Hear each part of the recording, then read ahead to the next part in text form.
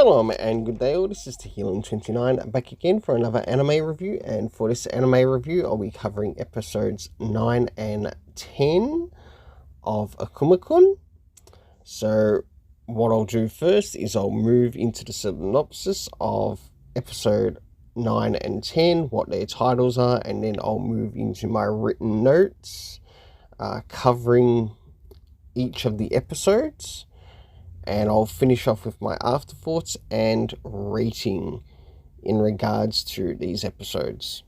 So, starting off with episode 9, it's called Father, to which the synopsis gives us, on a dark and stormy night, a ghastly-looking man comes looking for Sanae, and he turns out to be her husband who's been missing for 5 years.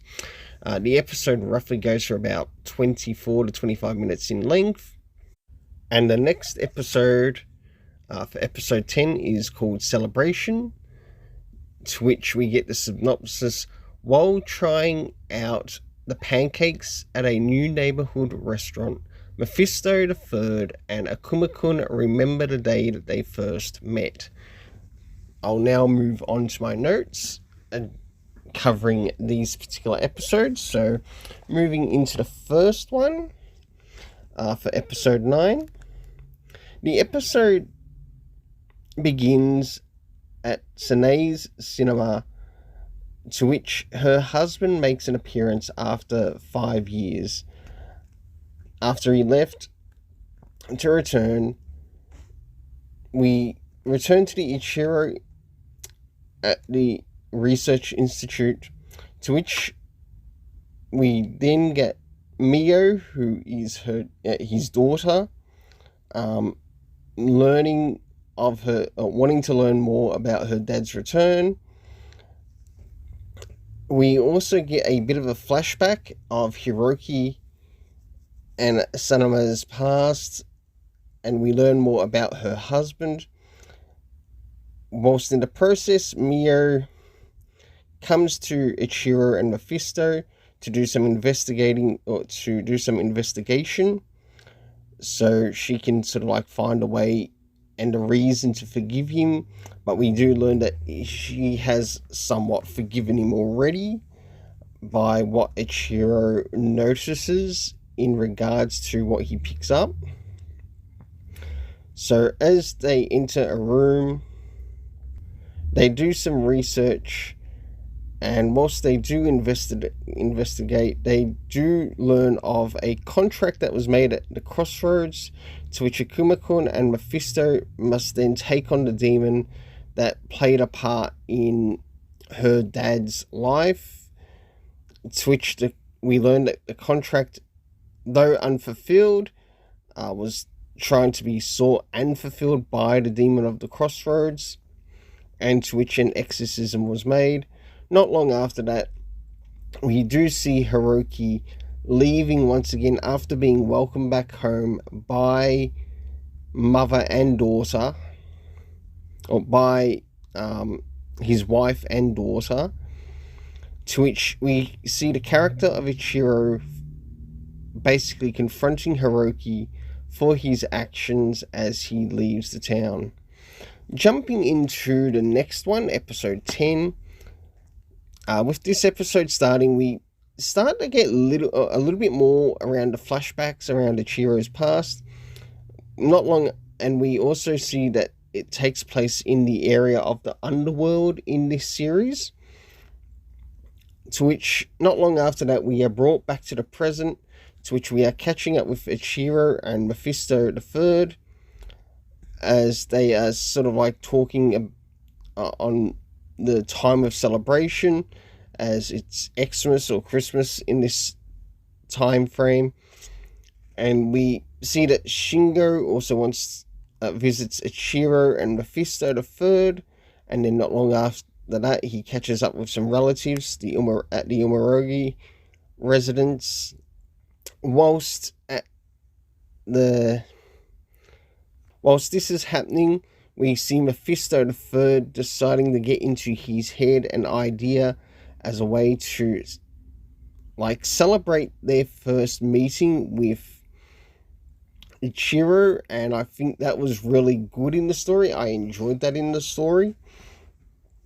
To which we also see Shingo and Mephisto II and Etsuko. Forgive me for butchering that if I happen to butcher it. Also talking about their own past, but if they also see themselves as good parents, to which the question does come up, what defines a good parent? Not long after that, we move a little bit past the Millennial Research Institute, to which we then catch up again with Mephisto III with Ichiro, and we see a little bit more around their flashbacks as they also move into checking out a new hotcake shop because Ichiro loves his hotcakes, or thickened pancakes. And whilst we do see a bit of a flashback, we do see a little bit of talk about the Flute of Solomon, to which we learn that the Flute of Solomon plays an important part in sort of like picking out who might be the next Akuma Kun, to which Ichiro, who is sort of like picked as the next Akuma Kun in line, doesn't believe that the flute was accurate, and that's completely understandable because he is quite skeptical of some things as a character. And whilst this is occurring, after they finish at whilst they prepare to finish at the hotcake shop, the boss of the hotcake shop actually gives them some hotcakes on the house, to which it's sort of like a special type of hotcakes, where we learn that what was now the 15th is now the 12th. And in this, a talk or discussion comes up between Mephisto III and Ichiro as to who makes the best hotcakes. As we start to draw towards the end of the episode, we end up having Shingo and Ichiro have a bit of a reunion towards the end before Strafaya, who is one of the villains in this series, opens up a bit of a portal between the underworld and the earth in this. So now moving into the area of the afterthoughts of these particular episodes, I really must admit I'm really starting to warm up more and more towards Ichiro's character, and having this new character in here, especially Strafaya, even though he's turned up in like a couple of episodes and even left a feather or two in some previous episodes, and also learning to how he's planning on interfering with what's happening in the story. On top of that, it was really good to see Ichiro stand up to Mio's father, who is Sane's husband, for walking out on basically his wife and daughter. Seeing that when he returned, it was only like very much for a very short time, and he leaves once again. And it's nice to see a little bit more emotion put into that character, because you can even see that he too wants to see a good parent. And it's nice that the discussion of the good parent comes up in the next episode in relation to Mephisto II and also Shingo, who is the original Akuma Kun. Now moving into the present day Akuma Kun, who is Ichiro, and also Mephisto III, to which one is actually a legacy character, the other one's like an adopted character, but that's neither here or there. But it's also nice to see a bit of a celebration around one of the characters, to which we learned that when Mephisto III did meet Ichiro, it was effectively I guess, his type of birthday.